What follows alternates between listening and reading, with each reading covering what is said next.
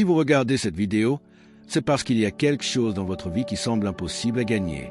C'est peut-être cette dette qui ne diminue pas, cette maladie qui n'a pas de remède, cette relation qui semble perdue, cette situation financière qui ne fait qu'empirer, ou ce rêve qui semble de plus en plus éloigné.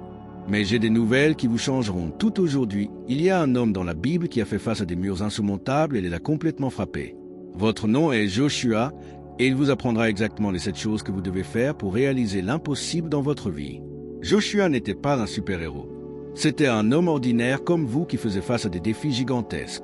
À la mort de Moïse, Joshua a hérité de la responsabilité de conduire plus de 2 millions de personnes à conquérir une terre pleine de géants, de villes fortifiées et de puissants ennemis.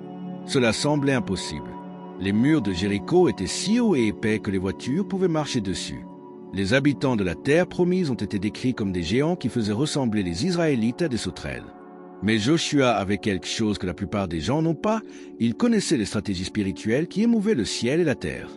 Et aujourd'hui, Dieu veut que vous appreniez cette même stratégie qui ont transformé un homme ordinaire en le plus grand conquérant de l'histoire biblique. Si vous appliquez ces 7 choses dans votre vie, je vous garantis que les murs qui empêchent votre victoire s'effondrera. La première chose que Joshua a faite a été de recevoir un mot de Dieu et n'en doute pas une seconde. Dans Joshua chapitre 1, Dieu a dit partout qui marche sur la plante de votre pied, « Je l'ai donné ».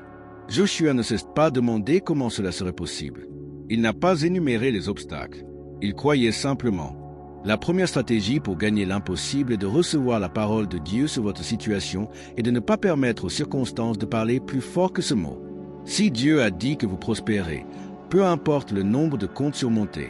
Si Dieu a dit que vous serez guéri, peu importe ce que les examens montrent. Si Dieu a dit que votre famille sera restaurée, peu importe à quel point elle est détruite maintenant.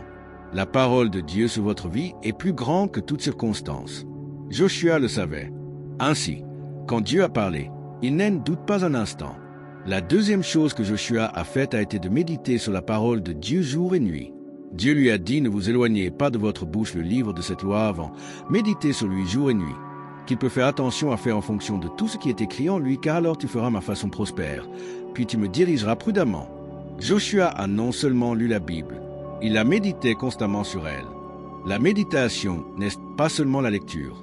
Méditer, c'est briser la parole, en parler à haute voix, déclarer les promesses de Dieu à propos de votre vie encore et encore jusqu'à ce qu'ils deviennent plus réels pour vous que les problèmes auxquels vous êtes confrontés. Lorsque vous méditez sur la parole de Dieu, quelque chose de surnaturel se produit, votre esprit est renouvelé, votre foi grandit et vous commencez à voir des solutions où vous ne voyez que des problèmes auparavant.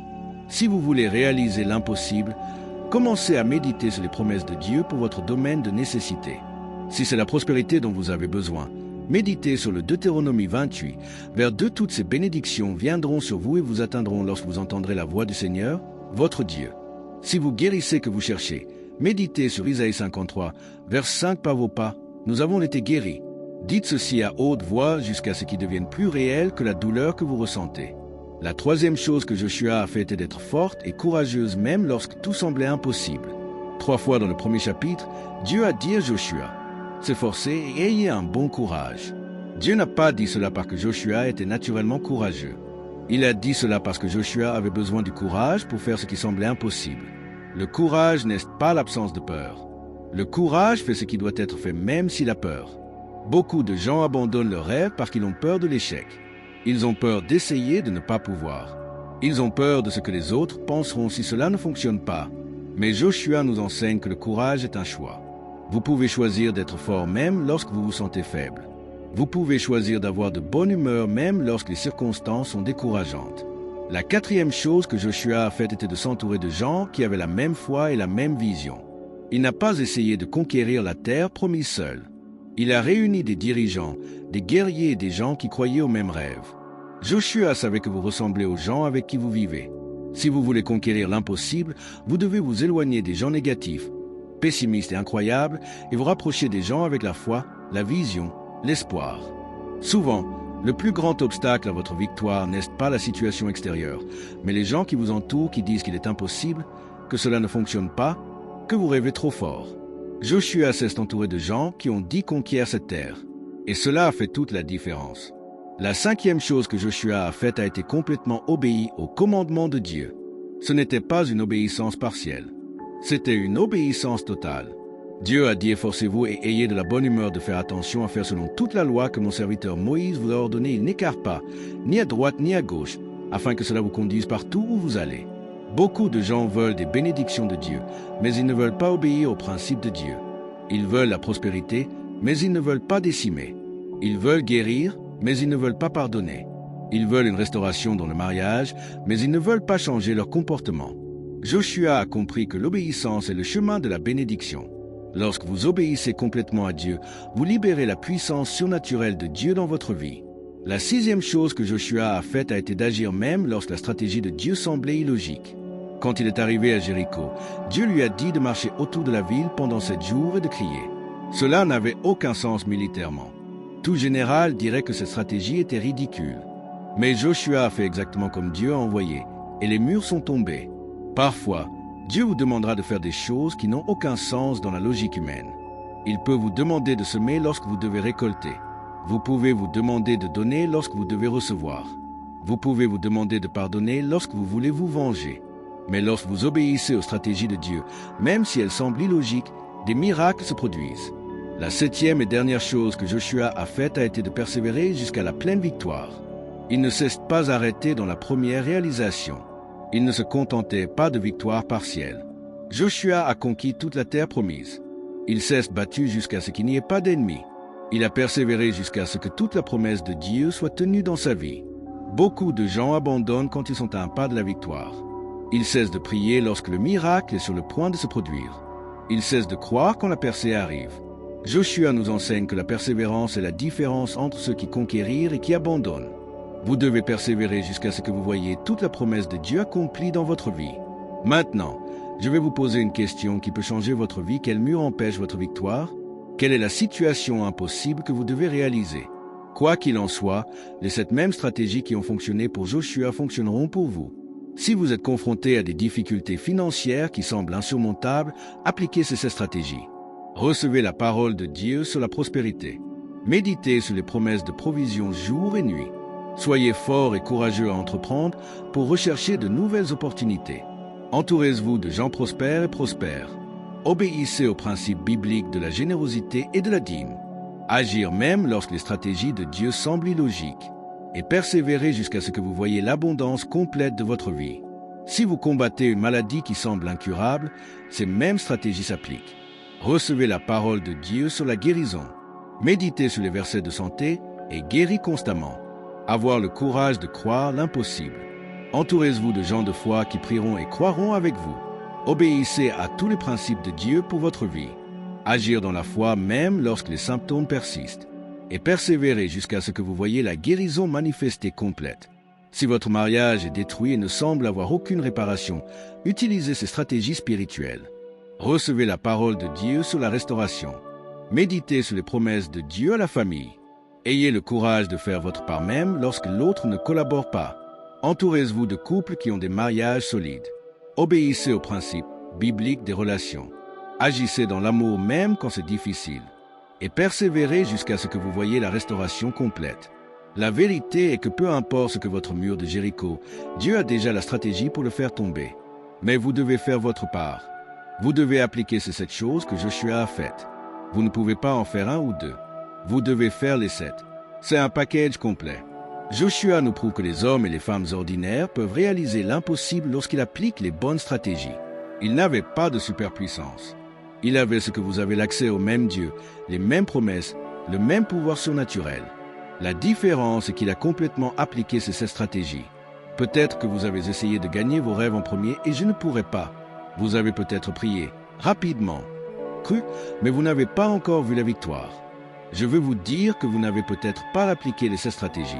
Vous en avez peut-être fait et en négligé d'autres. Joshua nous enseigne que la victoire vient lorsque nous appliquons le package complet.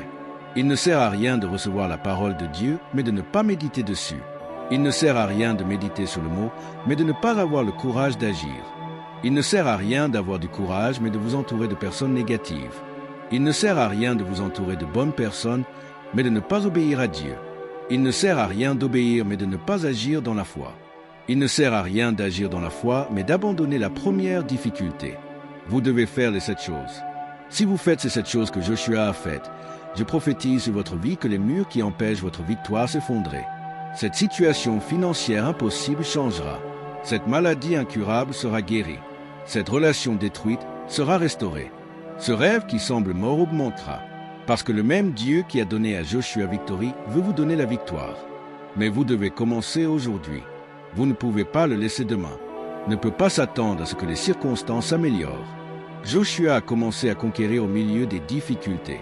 Il n'a pas attendu que les murs s'effondrent pour commencer à marcher. Il a commencé à marcher pour que les murs s'effondrent. Choisissez aujourd'hui quelle est la première stratégie que vous appliquerez. Allez-vous chercher un mot à Dieu sur votre situation? Allez-vous commencer à méditer sur les promesses? Allez-vous prendre la décision d'être forte et courageuse? Allez-vous changer le cercle des amitiés? Allez-vous commencer à obéir complètement? Allez-vous agir même sans tout comprendre? Allez-vous décider de persévérer jusqu'au bout? L'important est de commencer. Joshua n'a pas conquis toute la terre promise en une journée, mais il a commencé avec une étape. Et chaque étape d'obéissance a conduit au prochain niveau de victoire. Chaque stratégie appliquée a apporté plus de pouvoir, plus de foi, plus de résultats. N'oubliez pas, vous n'êtes pas seul dans ce voyage. Le même Dieu qui a dit à Joshua « Je serai avec vous » vous dit aujourd'hui. Le même Dieu qui a promis « Je ne vous laisserai pas ou ne vous abandonnerai pas » vous fait la même promesse.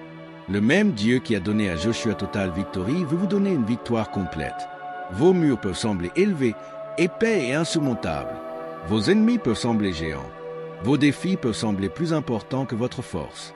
Mais vous avez ce que Joshua avait l'accès au pouvoir surnaturel de Dieu à travers ses stratégies spirituelles. Prions ensemble maintenant. Fermez les yeux, mettez votre main sur votre cœur et dites cette prière avec moi. Seigneur Dieu, je reconnais qu'il y a des murs dans ma vie qui semblent impossibles à renverser. Il y a des situations qui ne semblent pas résolues, des problèmes qui semblent plus grands que ma force, des rêves qui semblent impossibles à réaliser. Mais aujourd'hui, je choisis d'appliquer cette même stratégie que vous avez enseignée à Joshua. Seigneur, je reçois ta parole sur ma vie. Je crois que vous avez de bons projets et pas mal pour moi. Je crois que mon avenir est prospère, béni et victorieux. Aidez-moi à ne pas douter de vos promesses, même lorsque les circonstances disent le contraire. Je m'engage à méditer sur votre parole jour et nuit. Parlez de vos promesses à haute voix, pour renouveler mon esprit avec votre vérité jusqu'à ce que cela devienne plus réel pour moi que tout problème auquel je suis confronté. Seigneur, je choisis d'être forte et courageux. Même quand j'aurai peur, j'agirai dans la foi. Même quand je me sens faible, je vais me lever et me battre. Même quand je veux abandonner, je persévérerai. Aidez-moi à m'entourer des bonnes personnes. Ils suppriment de moi des gens négatifs et pessimistes. Cela rapproche les gens de la foi, de la vision, de l'espoir que cela m'aidera à réaliser mes rêves. Je m'engage à vous obéir complètement. Pas partiellement, mais totalement. Montrez-moi n'importe quel domaine de ma vie où je ne vous obéis pas et me donne la force de changer. Monsieur, je m'engage à agir même lorsque vos stratégies semblent illogiques. Même lorsque vous ne comprenez pas complètement, je ferai confiance et obéirai, parce que je sais que vos voies sont plus élevées que mes manières. Et enfin, monsieur, je m'engage à persévérer jusqu'à la pleine victoire. Je n'abandonnerai pas la première difficulté. Je ne m'arrêterai pas dans des victoires partielles. Je me battrai jusqu'à ce que vous voyiez toutes vos promesses réalisées dans ma vie. Je déclare que mes murs s'effondreront. Mes géants seront vaincus. Mes rêves se réaliseront. Parce que le même Dieu qui a donné à Joshua la victoire avec moi. Au nom de Jésus, Amen. Si ce mot touchait votre cœur, si vous ressentez la présence de Dieu en priant, laissez votre Amen dans les commentaires. Partagez cette vidéo avec quelqu'un qui a besoin d'apprendre ces stratégies pour réaliser l'impossible. Abonnez-vous à la chaîne et activez la cloche pour recevoir tous les messages que Dieu a pour votre vie. Parce qu'ici, dans Dieu vous parle aujourd'hui, nous croyons qu'il n'y a pas de murs insurmontables lorsque vous connaissez les bonnes stratégies.